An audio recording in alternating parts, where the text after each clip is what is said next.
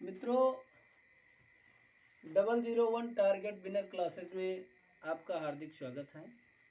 जैसा कि पिछले 2 दिनों में हम अपवर्तन की घटनाओं का अध्ययन कर रहे हैं, उसी क्रम में एक हमारा बहुत ही इम्पोर्टेंट सा टॉपिक है, चाहे वो हाई स्कूल बोर्ड परीक्षा हो या इंटरमीडिएट बोर्ड परीक्षा हो, दोनों के लिए बहुत ही इम्पोर्टेंट टॉपिक है पूर्ण आंतरिक परावर्तन।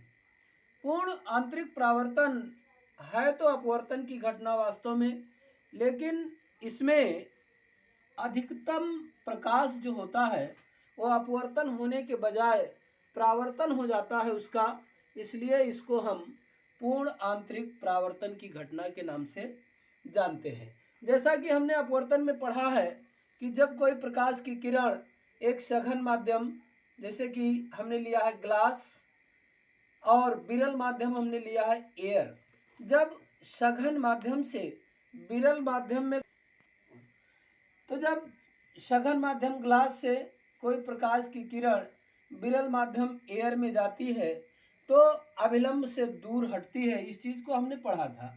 लेकिन जब सघन माध्यम से विरल माध्यम में कोई प्रकाश की किरण जाए, वो अपने अभिलंब से विचलित हो थोड़ा दूर हटने लगे, तो उसको हम धीरे धीरे आपतन कोण को बढ़ाते हैं।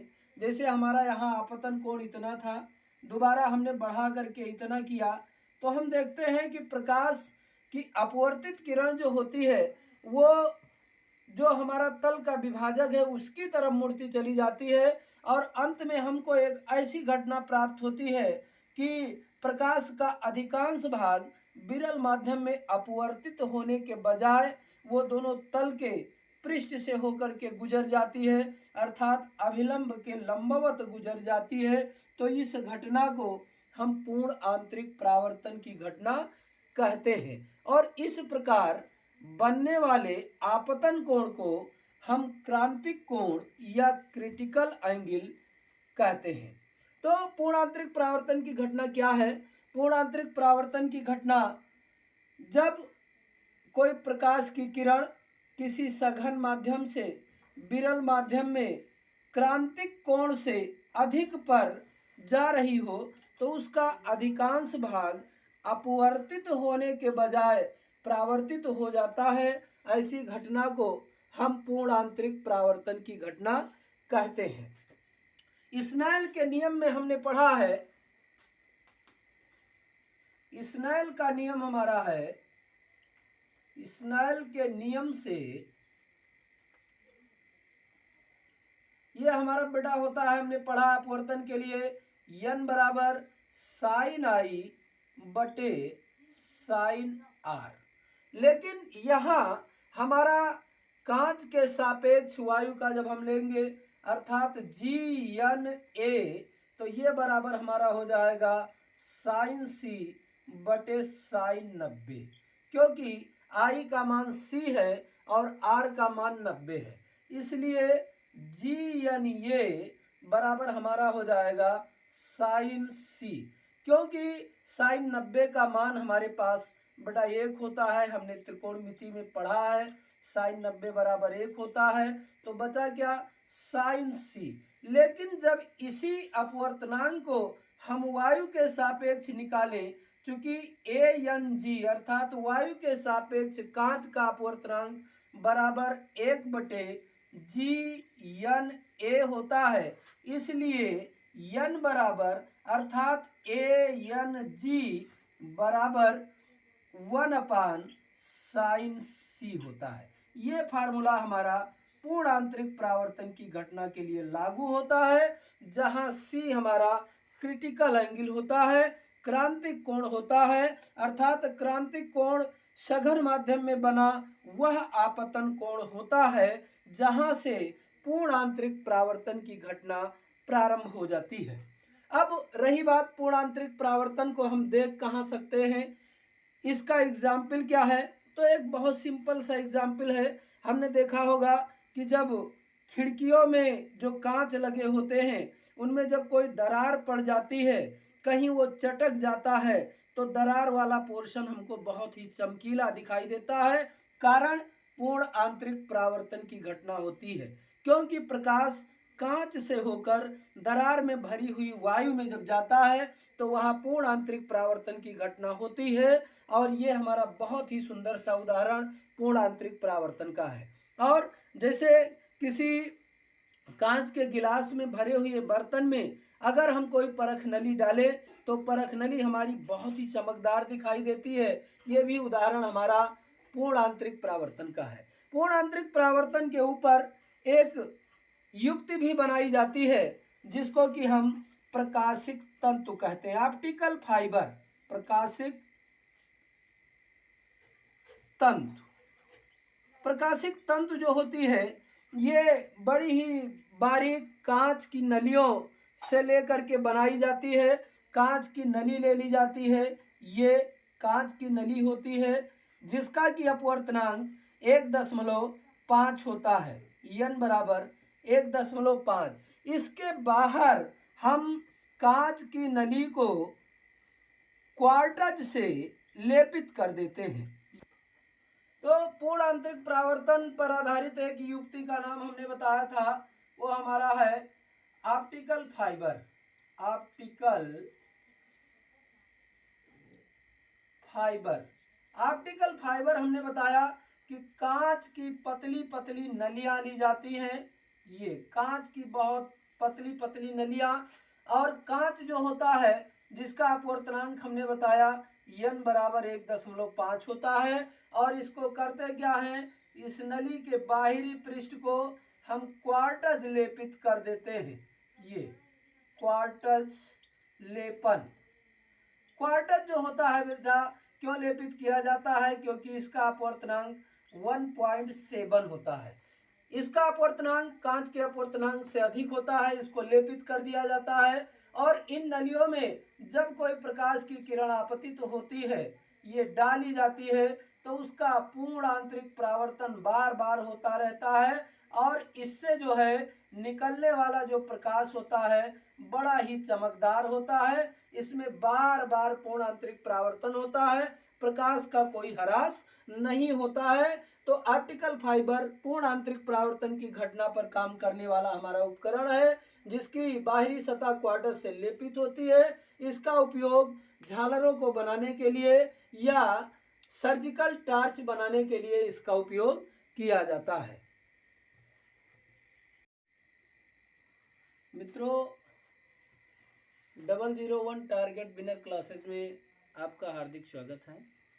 जैसा कि पिछले 2 दिनों में हम अपवर्तन की घटनाओं का अध्ययन कर रहे हैं, उसी क्रम में एक हमारा बहुत ही इम्पोर्टेंट सा टॉपिक है, चाहे वो हाई स्कूल बोर्ड परीक्षा हो या इंटरमीडिएट बोर्ड परीक्षा हो, दोनों के लिए बहुत ही इम्पोर्टेंट टॉपिक है पूर्ण आंतरिक परावर्तन।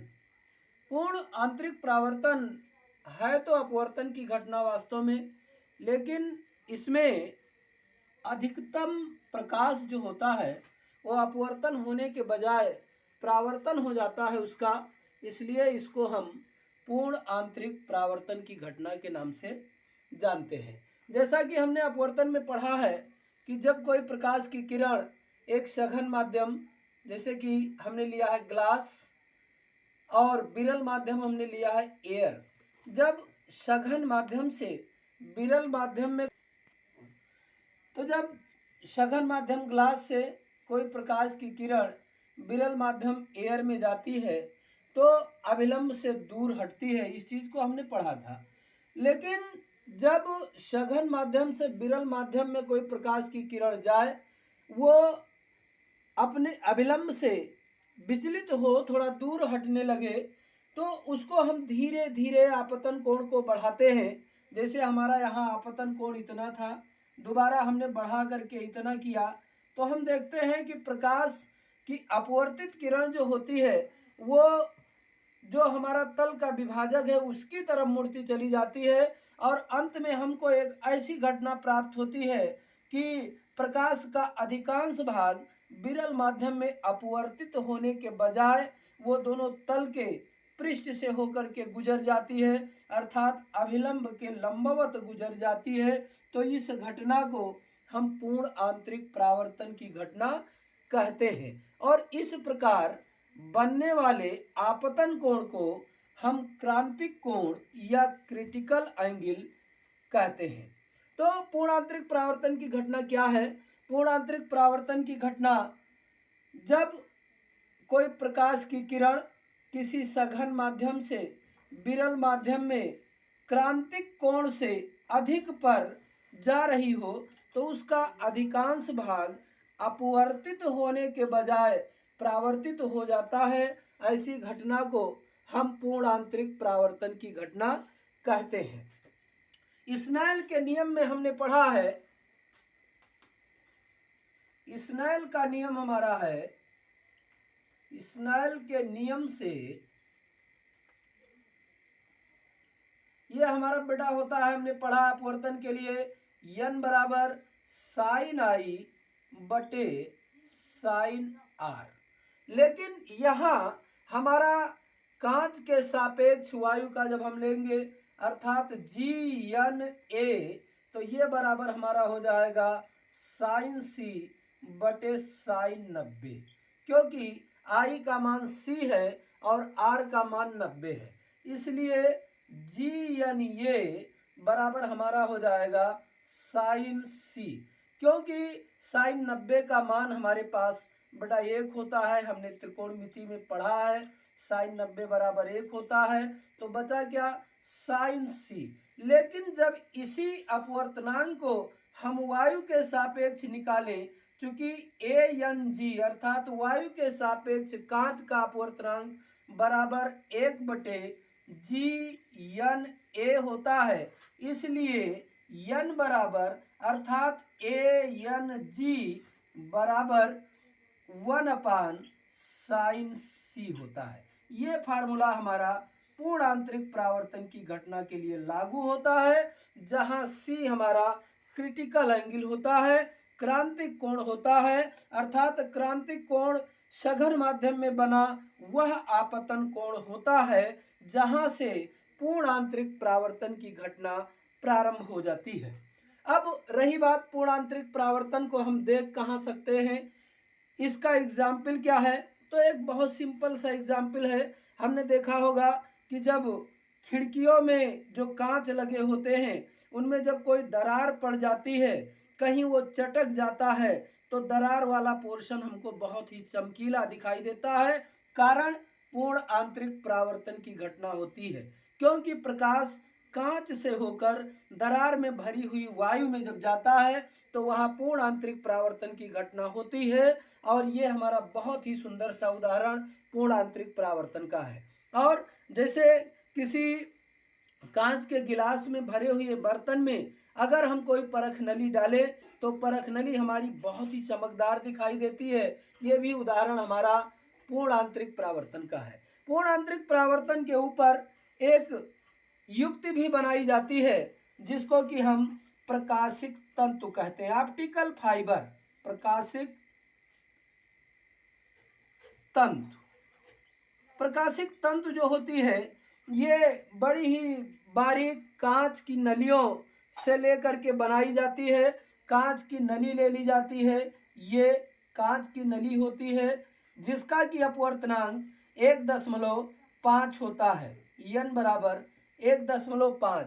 इसके बाहर हम कांच की नली को क्वार्टज से लेपित कर देते हैं। तो पूर्ण आंतरिक परावर्तन पर आधारित एक युक्ति का नाम हमने बताया था, वो हमारा है optical fibre. Optical fibre, optical fibre हमने बताया कि कांच की पतली पतली नलियां ली जाती हैं, ये कांच की बहुत पतली पतली नलियां, और कांच जो होता है जिसका अपवर्तनांक हमने बताया n बराबर 1.5 होता है। और इसको करते क्या है, इस नली के बाहरी पृष्ठ को हम क्वार्टज लेपित कर देते हैं, ये क्वार्टज लेपन। क्वार्टज जो होता है बेटा क्यों लेपित किया जाता है, क्योंकि इसका अपवर्तनांक 1.7 होता है। इसका अपवर्तनांक कांच के अपवर्तनांक से अधिक होता है, इसको लेपित कर दिया जाता है और इन नलियों में जब कोई प्रकाश की किरण आपतित होती है, ये डाली जाती है, तो उसका पूर्ण आंतरिक परावर्तन बार बार होता रहता है और इससे जो है निकलने वाला जो प्रकाश होता है बड़ा ही चमकदार होता है। इसमें बार बार पूर्ण आंतरिक परावर्तन होता है, प्रकाश का कोई ह्रास नहीं होता है। तो ऑप्टिकल फाइबर पूर्ण आंतरिक परावर्तन की घटना पर काम करने वाला हमारा उपकरण है, जिसकी बाहरी सतह क्वार्टर से लेपित होती है। इसका उपयोग झालरों को बनाने के लिए या सर्जिकल टार्च बनाने के लिए इसका उपयोग किया जाता है।